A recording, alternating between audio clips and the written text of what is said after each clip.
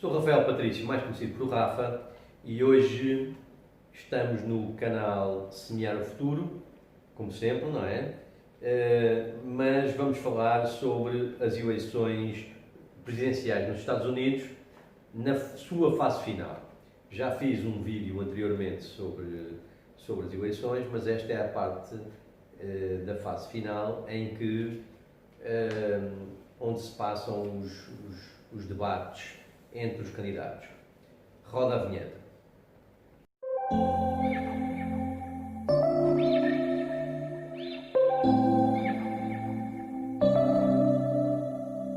September we met, I can tell by your smile. Então é assim, nesta quarta-feira, dia 29 de setembro, começou a temporada dos debates para as eleições presidenciais nos Estados Unidos e o primeiro dos debates assinalou esta fase final. Estamos quase a um mês das eleições, que serão a 3 de novembro, e eu há quatro eleições presidenciais que acompanho em direto todos os debates. E de facto, este último nunca tinha assistido a um espetáculo tão pobre e tão degradante. Eu acho que foi degradante. E então, vejamos. Em primeiro lugar, o moderador Chris Wallace, que é da Fox News, não conseguiu ter mão portanto, na moderação do debate. Foi omisso muitas vezes em que Trump interrompeu Biden e não se conseguiu impor como moderador. Portanto, aí foi, de facto, e chegou uma altura em que Biden, já cansado de ser interrompido, saiu com um shut up man para Trump e, portanto, Trump conseguiu empurrar Biden para esse nível de debate que, no fundo, depois foi assim sucessivamente. Donald Trump, com 74 anos, manteve-se na sua postura de arrogância, que é a sua imagem de marca, e passou o debate inteiro a desrespeitar as regras que antecipadamente foram aceitas por si e pela sua equipe de candidatura. Porque normalmente isto são acordos, são feitos os acordos antes do debate e, portanto, há regras que têm que se cumprir e os candidatos aceitam essas regras. Ora, Donald Trump, aí demonstrando logo o seu caráter, desrespeitou de início logo as regras a que aceitou que fossem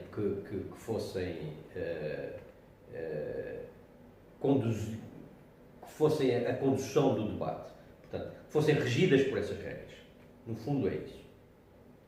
Ora, perante isto, Trump desceu a um nível nunca antes visto num candidato presidencial de uma potência mundial, porque Trump desceu a um nível inacreditável, em que não apresentou propostas nenhumas para a sua presidência dos próximos anos e entrou numas acusações rasteiras e de baixo nível. Portanto, acho que demonstrou ali, ele entrou muito nervoso e demonstrou ali um bocadinho o fraco nível que, para mim, ele tem.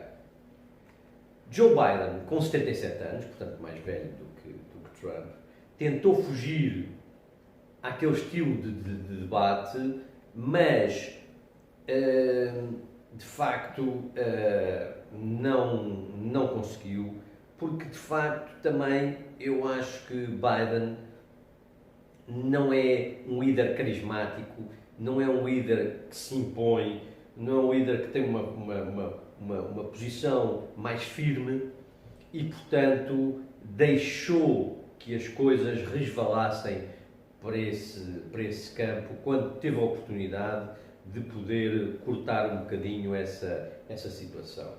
Tanto que chegou ao extremo de chegar numa altura, chamar clown, palhaço, ao Trump, you are the worst president ever, enfim, teve ali saídas que poderiam ter sido evitadas e que não as conseguiu evitar.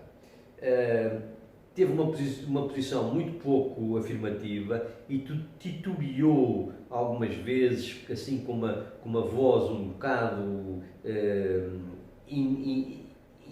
impercebível.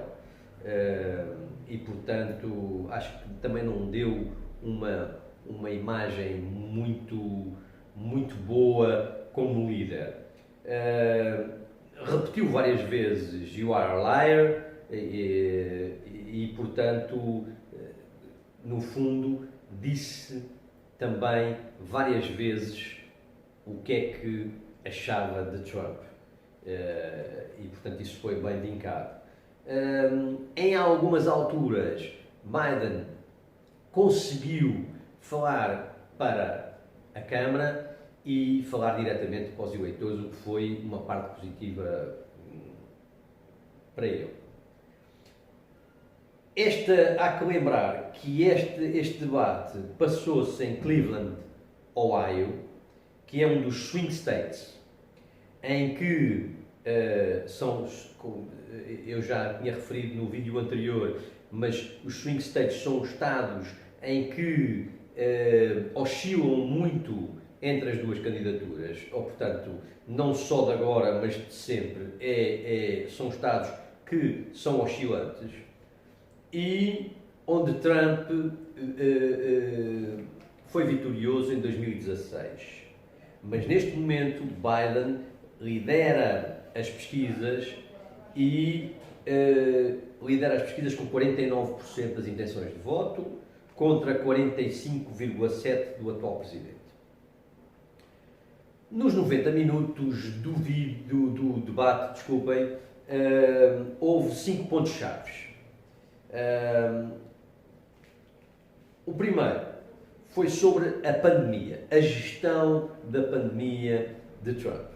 Trump não conseguiu defender a sua gestão e Biden aproveitou para falar diretamente para a Câmara. Foi um dos momentos em que ele falou diretamente para a Câmara, dirigindo-se aos eleitores, dizendo que muita gente já morreu e que, se não se parar com esta gestão, muita gente poderá morrer ainda. Portanto, essa foi dos momentos importantes do debate.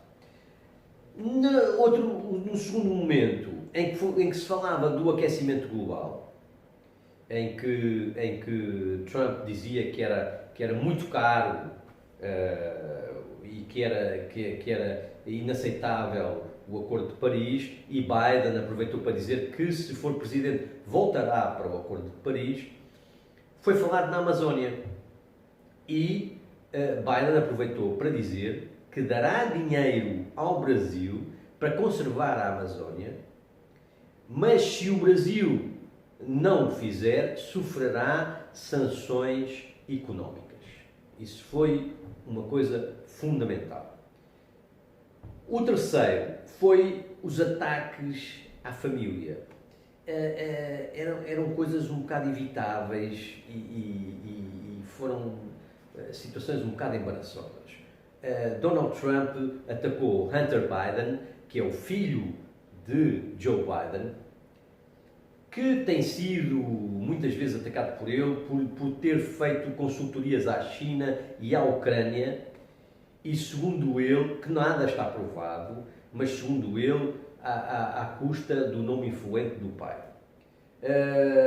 Biden respondeu dizendo que não quer falar sobre família, porque se for falar sobre a família, tem muito a dizer sobre a família de Trump. E de facto havia muito a dizer, visto que a filha Ivana Trump está sempre nos assuntos de Estado, o seu genro também, portanto havia muito a falar. Mas Trump continuou a chafurdar nitidamente nesse tipo de assunto e chamou drogado a Hunter Biden, onde o Joe Biden disse que, sim senhor, ele tinha problemas com droga, mas que está-se a tratar e conseguiu já ultrapassar o assunto, como tantas famílias têm, e que ele se orgulhava muito do filho. Enfim, coisas desnecessárias.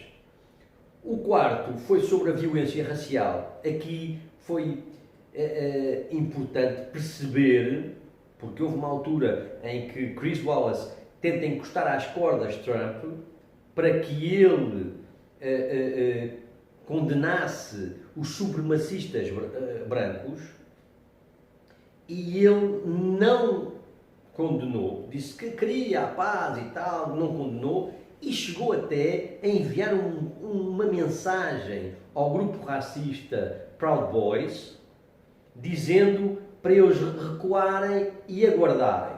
Portanto, foi uma mensagem nítida para eles. Biden chamou racista a Trump e disse que os grupos racistas são encorajados a continuarem os seus atos. O quinto e último foi sobre a fraude eleitoral. Trump, mais uma vez, atacou os votos pelo correio e não se comprometeu a reconhecer a derrota.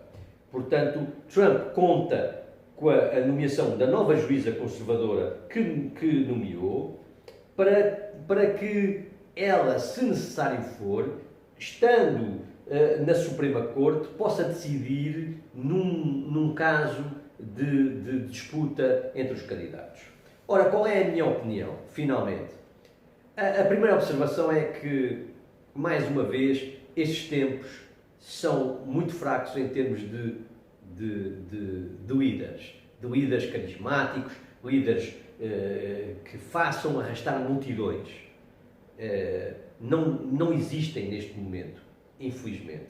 E este presidente, especificamente Trump, pedia ter um candidato mais forte, mais afirmador, mais carismático, para poder fazer-lhe face. O que não acontece com Biden. Infelizmente, eu acho que o espetáculo foi um espetáculo degradante, mas no final tudo pode ter ficado na mesma, porque Biden mantém-se à frente das sondagens. Por hoje é tudo. Este é o assunto que eu vos vinha trazer e espero que vocês façam os vossos comentários, deem o vosso like e inscrevam-se, por favor. Obrigado.